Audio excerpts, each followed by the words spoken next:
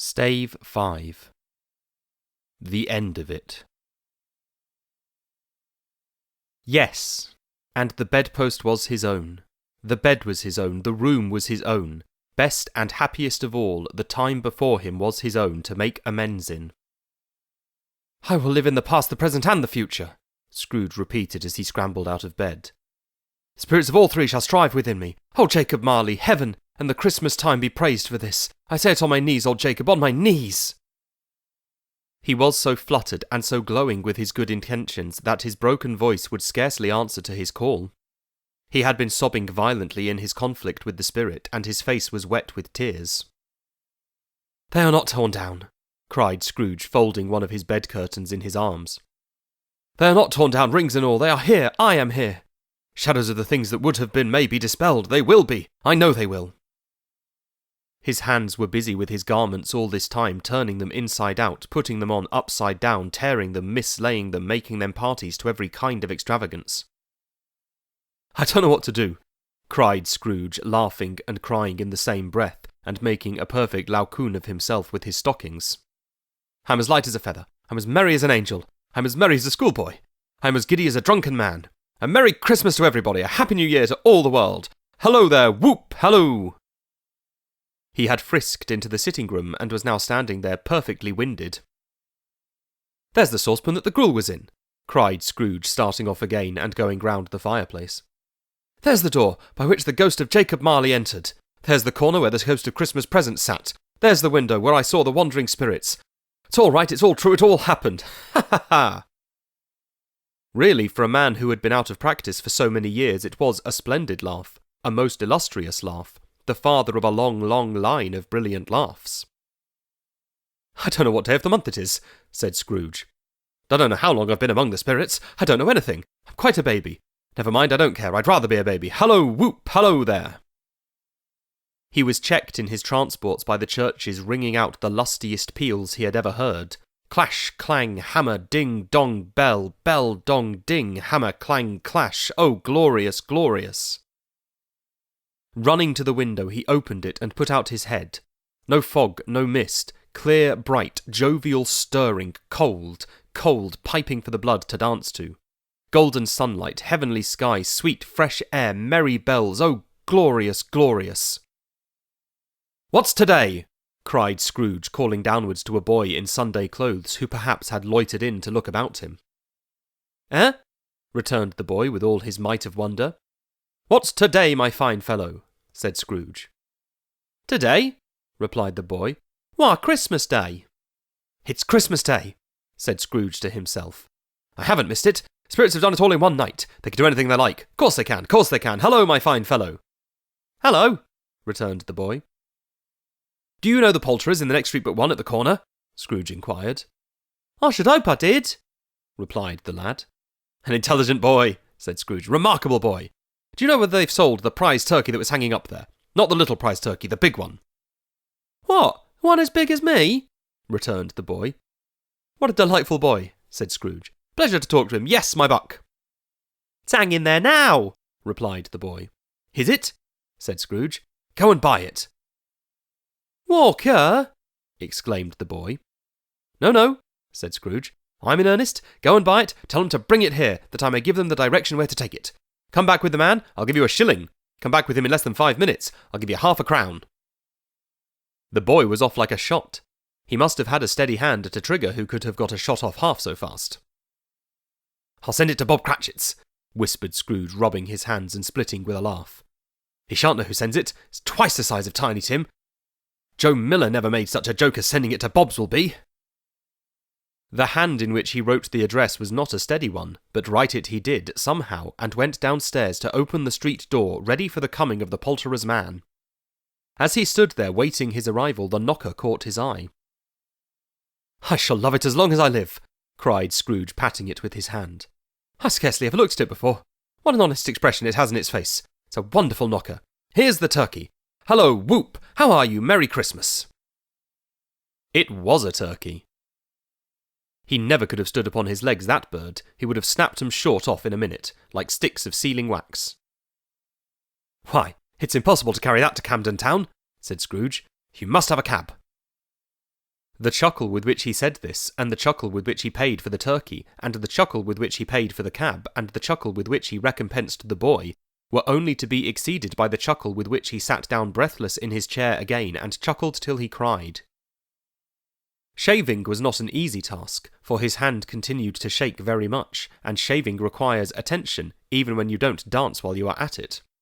But if he had cut the end of his nose off, he would have put a bit of sticking plaster over it and been quite satisfied. He dressed himself all in his best, and at last got out into the streets. The people were by this time pouring forth as he had seen them with the ghost of Christmas present, and walking with his hands behind him, Scrooge regarded every one with a delighted smile. He looked so irresistibly pleasant, in a word, that 3 or 4 good-humoured fellows said, "Good morning, sir, a Merry Christmas to you." And Scrooge said often afterwards that of all the blithe sounds he had ever heard, those were the blithest in his ears.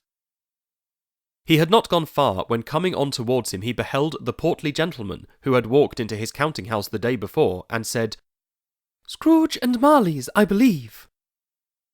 It sent a pang across his heart to think how this old gentleman would look upon him when they met, but he knew what path lay straight before him, and he took it. "My dear sir," said Scrooge, quickening his pace, and taking the old gentleman by both his hands. "How d'ye do? I hope you succeeded yesterday. It was very kind of you. A Merry Christmas to you, sir." "Mr. Scrooge?" "Yes," said Scrooge. "That is my name, and I fear it may not be pleasant to you. Allow me to ask your pardon. And will you have the goodness—" Here Scrooge whispered in his ear. "Lord bless me!" cried the gentleman, as if his breath were taken away. "Dear Mr. Scrooge, are you serious?" "If you please," said Scrooge. "Not a farthing less. A great many back payments are included in it, I assure you. Will you do me that favour?" "My dear sir," said the other, shaking hands with him. "I don't know what to say to such "Don't say anything, please," retorted Scrooge. "Come and see me. Will you come and see me?" "I will," cried the old gentleman, and it was clear he meant to do it. "Thank ye," said Scrooge. "I am much obliged to you. I thank you 50 times. Bless you." He went to church, and walked about the streets, and watched the people hurrying to and fro, and patted children on the head, and questioned beggars, and looked down into the kitchens of houses, and up to the windows, and found that everything could yield him pleasure. He had never dreamed that any walk, that anything, could give him so much happiness. In the afternoon he turned his steps towards his nephew's house. He passed the door a dozen times before he had the courage to go up and knock, but he made a dash and did it.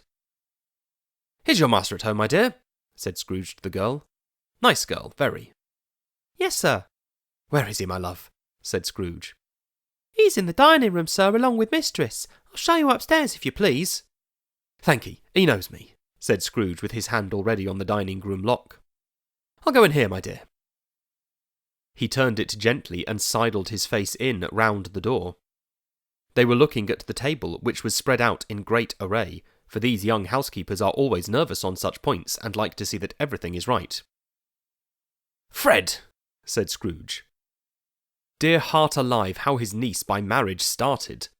Scrooge had forgotten for the moment about her sitting in the corner with the footstool, or he wouldn't have done it on any account. "Why, bless my soul!" cried Fred. "Who's that?"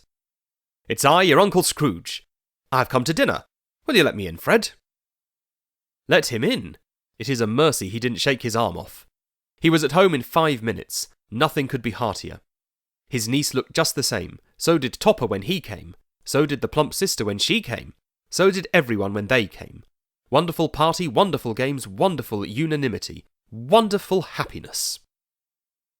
But he was early at the office next morning. Oh, he was early there. If he could only be there first and catch Bob Cratchit coming late, that was the thing he had set his heart upon. And he did it. Yes, he did. The clock struck 9. No Bob. 1:15. No Bob. He was full 18 minutes and a half behind his time. Scrooge sat with his door wide open, that he might see him come into the tank. His hat was off before he opened the door, his comforter too. He was on his stool in a jiffy, driving away with his pen, as if he were trying to overtake 9 o'clock. "Hello," growled Scrooge in his accustomed voice, as near as he could feign it. "What do you mean by coming here at this time?" "I am very sorry, sir," said Bob. "I am behind my time." "You are?" repeated Scrooge. Yes, I think you are. Step this way, sir, if you please.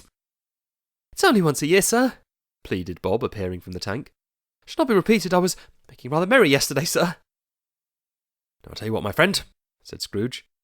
Not going to stand this sort of thing any longer, and therefore, he continued, leaping from his stool and giving Bob such a dig in the waistcoat that he staggered back into the tank again, and therefore I am about to raise your salary. Bob trembled and got a little nearer to the ruler. He had a momentary idea of knocking Scrooge down with it, holding him and calling to the people in the court for help and a strait-waistcoat. A Merry Christmas, Bob, said Scrooge with an earnestness that could not be mistaken as he clapped him on the back. A merrier Christmas, Bob, my good fellow, than I have given you for many a year. I'll raise your salary, and endeavour to assist your struggling family. We'll discuss your affairs this very afternoon over a Christmas bowl of smoking bishop, Bob. Make up the fires and buy another coal scuttle before you dot another I, Bob Cratchit. Scrooge was better than his word. He did it all, and infinitely more.